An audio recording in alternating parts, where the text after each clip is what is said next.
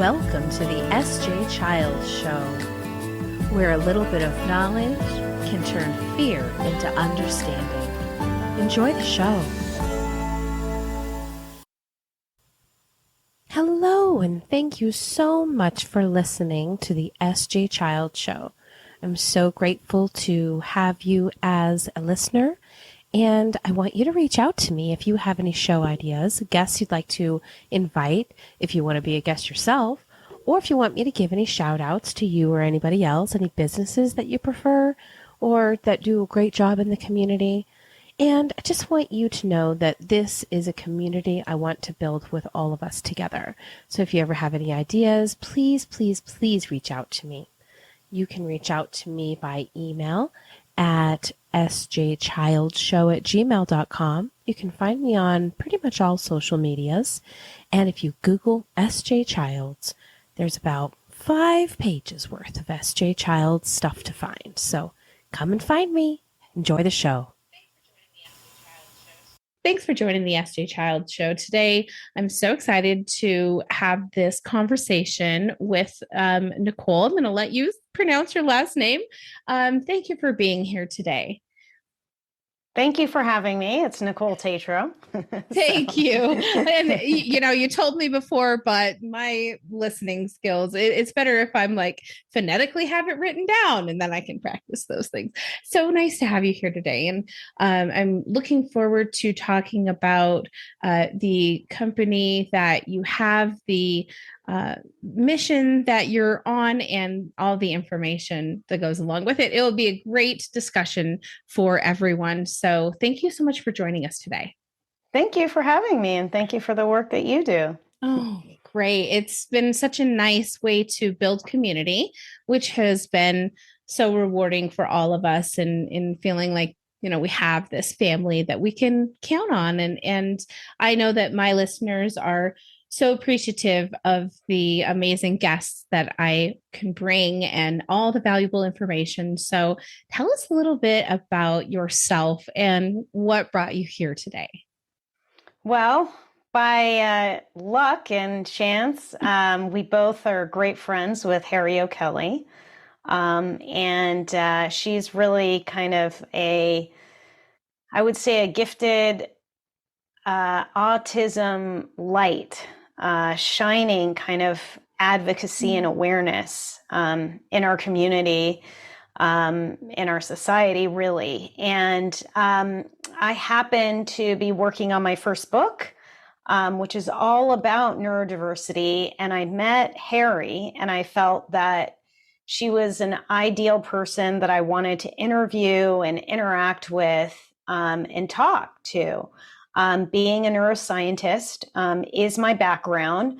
So I came into neuroscience with really the deep intention to reduce suffering in life. My mother was diagnosed with Parkinson's disease, which is a neurodegenerative disease. And it really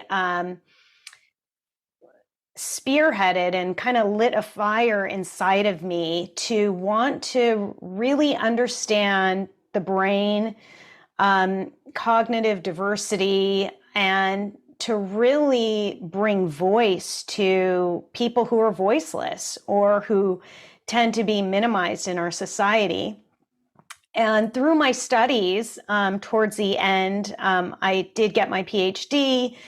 And I was studying autism in the, kind of at the cusp of really when the neurodiversity movement was really taking shape in a new way, where from a scientific perspective, there was so much in the research, in the studies, and the aim of the studies to really focus on the deficits and to think about ways that we need to fix people and fix their brains, rather than flipping it and saying, well, wait, what's a different way to look at this and see the strengths? And so really right when I was finishing, at that point, my mother was in her very late stages of Parkinson's disease. And I had a real shift. I had a great job lined up. I was going to be, kind of fast tracked. And I decided to take a different direction. And I really wanted to become a science communicator.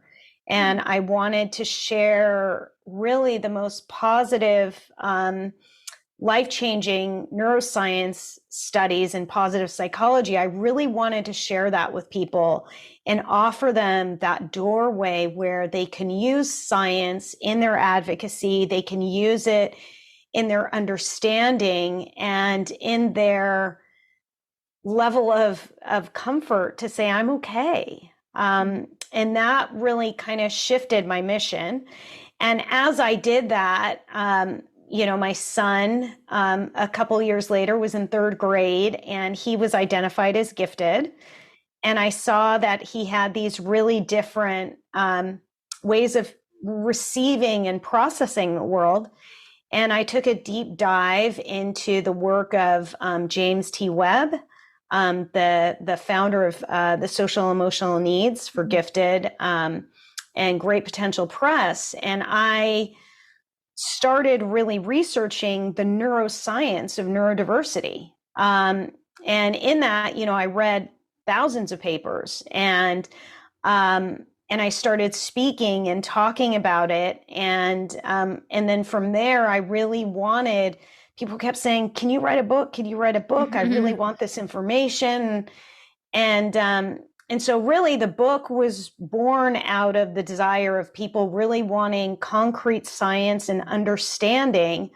And I was really lucky to meet many brilliant individuals along the way where I interviewed them and shared their stories of what, it looks like in the brain, and then what it looks like in our behaviors, and what it looks like on the individual soul level, of people who are struggling in society, being otherized, being kind of neglected, pushed aside, and really wanting to shape the dialogue to see the strengths within this population. It's so important too that I had to take in all that you said. It was so great. It's so important when we really can give our kids and our teens direction in the way that's best for them, when we learn to follow their lead. And I think that has a lot to do with that, letting yourself be open to the idea of changing your path, changing your idea of what the future might look like. Because especially in working with, and raising neurodiverse children, flexibility is your best friend. And it seems so ironic sometimes that, yes, there's like this craving for stability and for schedule and things, but the idea of having the flexibility within those confines and boundaries is so important for really, like you said, strength building rather than deficit on look, and kind of teaching kids that it's really great to build with their strengths in their challenged areas, which is it's so funny how I think we came from different angles, in that I wrote children's books about and trying to teach the children and in my kids' class. These are the things, how you can support them. This is what dyslexia looks like. And if it's something that you can identify with, here's how to ask for help. And it's getting these ideas in front of the right audiences, in front of the right people that really are searching for this information. And these little kids don't know they're searching for this information. This is just hopefully character building for them for the future in moving forward, that these, more typical peers or even neurodiverse peers will really be able to either support or identify with the children around them. So I love that we have that same idea of that's how we're going to fix things. And we have a little quote that I think you'll like, and that is, a little bit of knowledge can turn fear into understanding.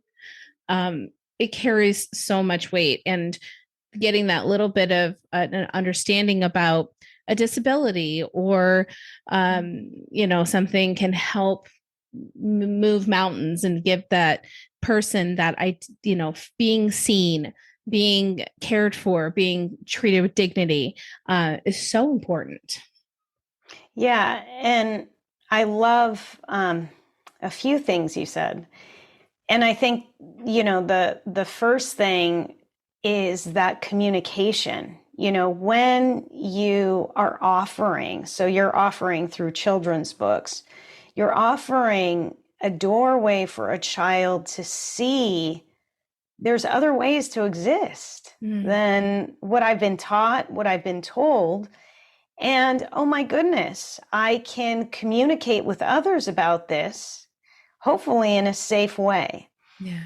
And the second part that I think, that is really important, that what you're saying is with a little information, understanding comes in. But when that understanding comes in, what really comes in is compassion. Where we see the other human being as a fellow being, rather than seeing that kid who's having a tantrum in the classroom that may not be known to anybody, that the lights are activating their nervous system, that trigger is causing pain for them. And at the core of that outburst, the truth of it is there's suffering. And when we can begin to see that behaviors, aside from using the terminology a cry for help, but a behavior is really a root cause of an emotional state and a thought state that is happening. And so the sooner that we can teach children through what you're doing, the books, to be able to identify and communicate, the sooner that they begin to A, soothe themselves, and B, communicate with others and create compassionate communication and connections. And that was so important for me, knowing that my children with dyslexia and autism, ADHD and anxiety, all of the things were going to be able to be understood. Now, unfortunately, you're always met in society with people that don't have the process or the ability to have these resources taught to them. And all of the classrooms don't have the books in them. And so there is definitely a lack of information. But that's why we're doing things like this today, really being able to impact and show a different audience and be able to get across to a whole new level of thinkers. How do we best improve the world for neurodiversity and for neurodiverse thinkers, like you said, instead of just pointing out the deficits? Like, what does that new world look like? What kind of steps do you want to take in your path to do that? Well, I think when we begin to design a classroom and design societies and workplaces based on the idea of universal design, where things are acceptable and accessible to all people. So, that really started with the movement of creating that for people with physical disabilities in terms of having walkways that are for ease. But when you think about a simple classroom, offering students different ways to receive information through having audiobooks versus textbooks, to having books on a Kindle where you could change the font size, you could have the book read to you. So when you do that, you open the way individuals can learn. And we know that learning happens specifically through an emotional connection. So the child and adult needs to, first of all, feel safe in the environment. And so when we're creating classrooms that, could be triggering the nervous system for any sensory input, when we're doing that, the first level of safety has kind of been pulled out. So then when we begin to have the awareness of creating classrooms with soft lights, offering stations where there's a quiet station. Maybe there's a station where you have children who like producing their work through verbalizing. I think a standard test, when we're requiring a child who has dyslexia and dysgraphia to handwrite something, you're not going to get their best product. But if you offer them ability to verbalize their answer, record it, use voice to text, all of these things, when you think about it, are actually free. It just has to do with how we design the classroom for different production and communication styles.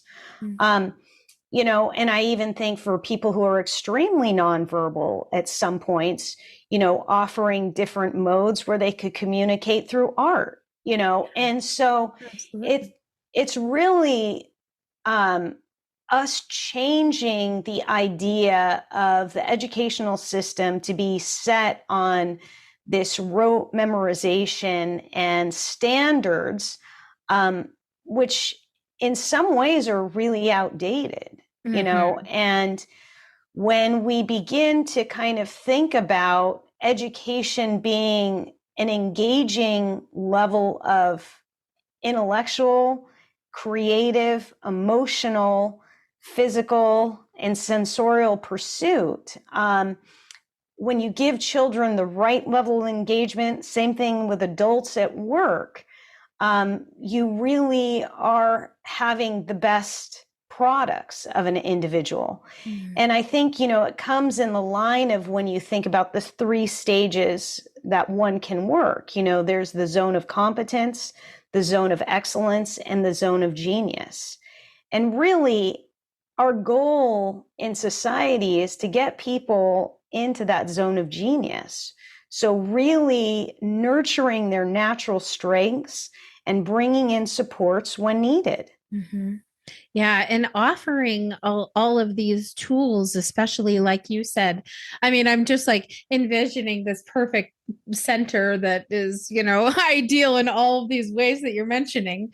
And you can even think of even physical ways. I was thinking like standing desks for those who need that extra room for movement and things like that. There's so many more ways that we can access the ability to engage our kids, especially with not only considering all of their sensory needs, but also looking at interest-based learning. Wouldn't that be fantastic? If we could really center around that to support all the different ways, like you're saying, through art. I was reading a story about, excuse me, a child who was making art and they were nonverbal and their pictures were scary or something, and someone had complained, and I thought, well, that's just silly. That child is expressing their feeling about how they're feeling, and like they should be praised. They should be like supported in that, and let's find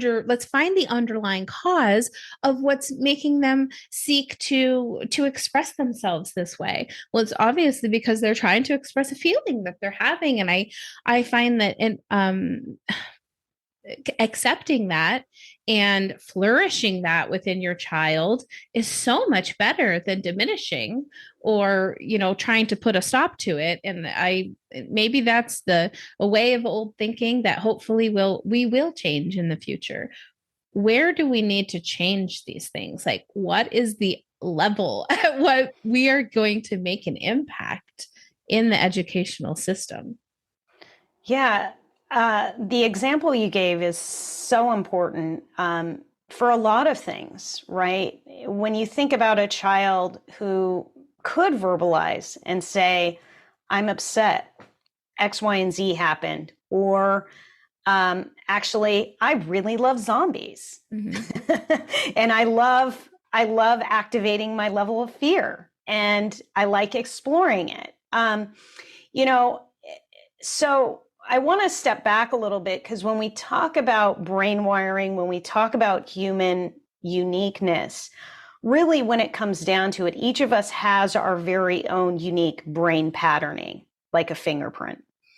And when we come back and we think about the story you're talking about, the child who is sitting there and drawing disturbing, quote unquote, images. I think as adults and as people who are curious beings, that asking, what's going on? What is this all about? What does this mean to you? And to also have the awareness, horror movies do exist. Mm-hmm. You know, People like there's a giant subculture of entertainment and exploration. And if I'm not totally incorrect, I feel like the author who wrote, for example, Interview with a Vampire, wrote it based in memory of the death of her son. And so through art and through expression, we find ways to convey story about suffering. And the biggest way we share stories is through art, being music, being art, being, written accounts, oral accounts. And when you think about that, storytelling is the number one way that we create community and connection, because all of a sudden somebody says, so just like me, this is an experience I have. I'm afraid of zombies. I'm afraid of being alone at night, whatever it may be. And to also know, coming back to that unique fingerprint, that some people's fear centers are differentially regulated. They looked at, for example, the brain of Alex Hanel, the famous climber who did the climbing of the Yosemite, and he did it freestyle. Yeah. And doing that climb, his fear centers were different than the average person. He didn't take in fear. And at the same time, he has an incredible visual map of El Capitan in his brain for move by move by move. Yeah. And so when we begin to shift our storyline, and so you're asking me, coming back to education, when we begin to shift our storyline of what education looks like for a child, having a child do what they love earlier on, the sooner they'll hone in on the natural skills and what it takes for them to do that. And it also gives them a lot of area to explore. If you're putting a child in a room where they're forced to do 25, 35 math problems, and they've shown you they already know how to do the first 3, that's good enough. And they want to sit there and they want to write their creative stories, or they want to create their music, let them. And so I think it's really in education, offering natural acceleration for where children grow and thrive. And really shifting. And I think the challenge we live in, unfortunately, is that educators aren't paid enough, period. Okay. Yeah. And I just think that it's a huge disservice.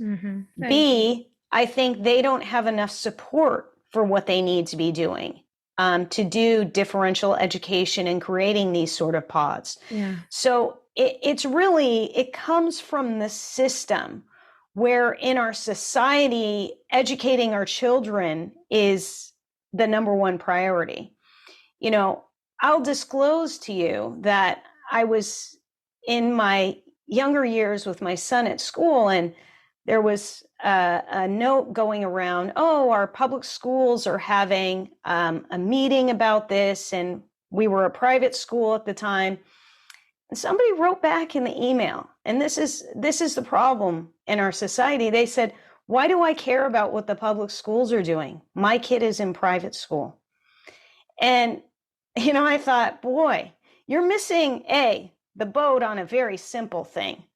Aside from being a decent human being and caring about other people and living in society, is that if you have a selfish inclination, you better realize that in 20, 30 years, 50 years, when you're retired, all of these children are going to be voting and dictating the rights you're living in society. Mm-hmm. So you better hope they're freaking educated and make the best possible decision for all beings. Mm-hmm. And so that's what it comes down to, is that I think even in the education system, there's elitism that we struggle with. I'm here in California, and we have obvious pockets where there is money filled in one school, in one district, and then there's classrooms that are absolutely depleted, not even having books. Mm-hmm. And so I think that this is a huge problem that we're in, and it's not going to be solved by one human being. It's going to be solved by society and people really recognizing that free education, equal education is accessible for all beings. And by doing so, we better all society. Mm-hmm. Absolutely. And give everyone the opportunity to be part and grow as a part of that society. As I understand, kind of feeling isolated in some ways. TJ wasn't as it was first grade. I think that they said, well, we don't have options for algebra in first grade, like, sorry.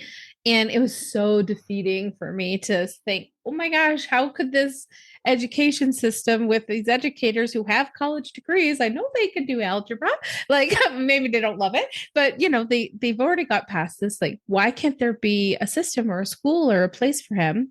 And of course, that's, kind of where we start as parents and on these missions to find the right advocacy, find the right places where our children are understood. We hear these stories, like you said, where we can identify, yes, I'm going through that so much. And it's so important to, in that moment, look at all that you have and know that you're helping on different levels. Because I know how I have, as mentoring others, learned so much in that process and really had to sharpen my skills and what I was going to, provide skills or resource building for them. And then you think, wow, how did I get to where I'm at? And thank goodness for the people who've helped me to get here. And it's such like this chain events that work down that really help build this community. And now, like I said, going into more of the gifted community and not leaving the autism community, of course, because that's just where I've found my roots, but to really understand that there's still more that can be done. There's still more resources that I can find, even though I kind of felt like I was just, up against a rock and a hard spot for the longest time. So it's incredible that there are now these amazing resources. Tell us about the company, the Awesome, and what that looks like and what you guys do there. And that's such an important resource for the community. Yeah. So with Awesome Neuroscience, a lot of the work that I do and our team does is we do free education. So in terms of, we offer free writings. I do a lot. So on my website, you can read a lot about giftedness and different ways that individuals process. We also offer a lot of resources in terms of videos where we kind of talk about these different things. And then, more recently, what we're doing is creating actually a training and advocacy program that is meant to be shared with parents and educators. And that is going to look a little bit different because it's going to offer some CEUs, and it's really based on my book. we're getting this kind of information into school systems to parents, where they could really process and sit down and say, what is an educational plan? What's the difference between an IEP and a 504? And just these little things. And then how do I tell people what neurodiversity is? How do I talk to my family? How do I talk to my parents? And so this is going to be much more structured as a class, and really centered on training. And then a lot of what I do is I speak with a lot of schools, and really my intention is to shift the dialogue and communicate the brain strengths. And then another avenue that I am developing and working on is creating a lot of meditation programs for neurodiverse families, for any family really, and for kids, to offer ways for naturally calming the nervous system. I'm a huge meditation and advocate for different types of meditation. And so really offering this as a doorway for emotional and mental regulation. So important. I think that wow, it just takes me back to one of the children's books I wrote was about anxiety, and that was my story as a child, is having anxiety all the time and having to teach myself how to do breathing exercises. And I teach that in the book, and how you really have to be understanding not only of what's happening in my body, like why is my heart pounding, why does my chest feel like this, why is my stomach aching, and little kids or children don't understand those biological effects that are happening to them, and they'd have a hard time identifying unless they know, of course, what it means, to have that. But I think it's so important that we teach those ways to regulate, because those are the life skills that are going to impact the rest of their lives and the rest of their relationships and connections with people. So very important. Yeah. And I mean, I think that's the number one thing. There's showing now, there's been over 16,500 studies on meditation, and how really meditation has offered such a doorway to reduce people having to take medication for anxiety. No, not in all cases, but I think it's really important that when we teach people to watch the mind, to train the mind, we can really rewire our minds for positive neuroplasticity, and live in a place of love versus fear. And that's kind of my big mission, is for people to really know that they're exactly okay where they are, and there isn't anything that they need to change or do differently. I love that. Yeah. That's so true. This might be so silly, but hopefully families that are listening can appreciate and understand. There was like a Young Sheldon episode. Have you seen that, where No. the boy, Tell me about it. the boy is gifted, and so he goes to his pastor. He's extremely logical, and so he completely doesn't believe in religion, but he goes with his family, and he asked the pastor, like, I don't understand why I can't be more like Einstein. I'm trying these things, I'm doing this, I'm doing that, but I just can't do it. And the pastor says to him, well, do you think when you get to, the judgment or whatever, he's going to wonder, why weren't you more like Einstein, Sheldon? He's going to say, why weren't you more yourself? You were supposed to be you. You're yourself. I'm not even religious or anything. I just thought that was the most beautiful thing. What a great lesson to just say that there's no expectations for you to be another person.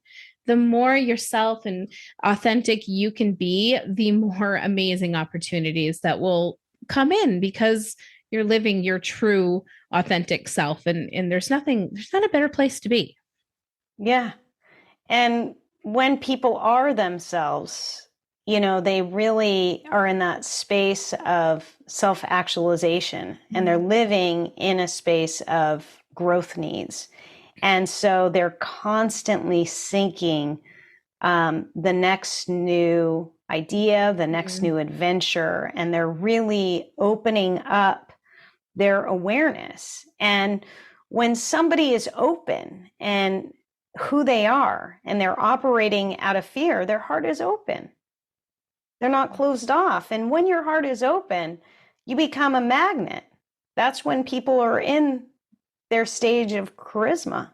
And, that's why when somebody could be who they are, people just are drawn to them rather than, I think a lot what happens to many of these kids is they get kind of stuffed in this isolation and fear mode. And so the sooner, through education and the books that you're creating and through the type of education I'm doing, teaching parents and educators and children, you are your best advocate. You know you. And you're exactly who you're meant to be. Yeah. Thank you so much. This has been such a beautiful conversation.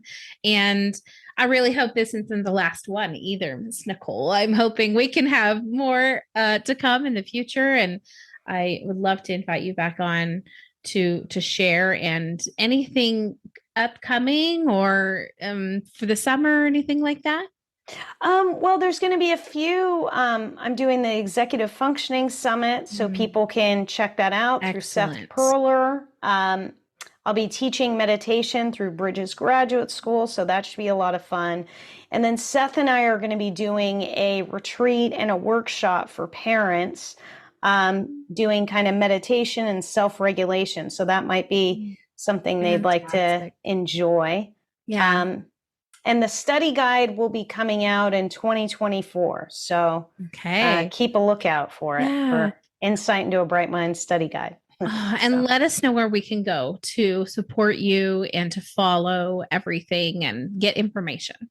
Yeah. So NicoleTetreault.com is where all my writings are. And then you can check out my socials. That tells you all the things that are going on at Awesome Neuro. So both on Instagram, Twitter, and on Linktree. So in Linktree, you could find podcasts like this there. I love that. Fantastic. Yeah. And I'll have all that in the show notes so we can find you and support you. Thank you so much for your time today. And this is a wonderful connection. Miss Harry, the connector of like the butterfly that just, connects everyone together. What a wonderful, wonderful person. So thank you so much for your time today. And I look forward to staying in touch. Yeah, thank you. And thank you so much for having me. It was a pleasure.